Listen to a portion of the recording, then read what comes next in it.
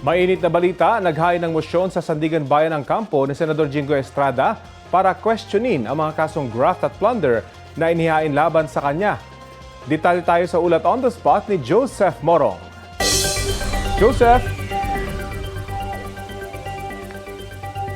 Rafi, kasalukuyan pa rin nating inaantabayanan kung maglalabas ng warrant of arrest o hindi ang 5th Division ng Sandigan Bayan na may hawak ng kasong plunder laban kay Senador Jinggoy Estrada at dating DPWH Secretary Manuel Bonoan at tatlong iba pa na mga opisyal ng DPWH NCR. Pero tulad nga ng nabanggit mo kanina ay sinusubukan pa rin harangin ng kampo ni Estrada ang napipindong desisyon ng Sandigan Bayan 5th Division. Kaninang umaga ay naghain ng omnibus motion o malawakang motion ang kampo ni Estrada sa 5th Division na may hawak nga ng kanyang plunder na kaso at sa 2nd Division na may hawak naman ng graft case. Sa motion, hiniling ng kampo ni Estrada na ibasura ang impormasyong inihain ng ombudsman laban sa senador para sa kasong 573 million pesos na plunder dahil umano sa mga paglabag sa karapatan na ni Estrada sa ilalim ng konstitusyon. Dagdag na hiling ni Estrada ay suspindihin ang proseso sa korte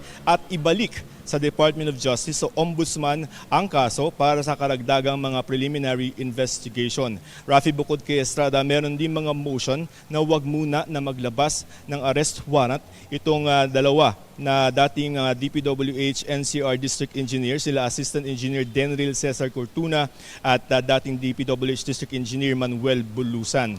At ang wala lamang na motion para harangin yung arrest warrant ay itong si Bonoan at yung isa pang NCR official ng DPWH. Sa isang pahayag naman, sinabi ni Senador Estrada na handa siyang harapin ang mga kaso pero yung kanyang mga mosyon na inihain dito sa Sandigan Bayan ay hindi raw pag-iwas sa pananagutan sa batas kundi pagtindig sa kanyang karapatan sa due process at sa pagkakataong maihain at maipaninig ang kanyang panig sa tamang paraan. Buo raw ang kanyang loob na harapin ang kasong ito at patunayan na walang katotohanan ang mga ibinibintang sa kanya, Rafi. Maraming salamat, Joseph Morong.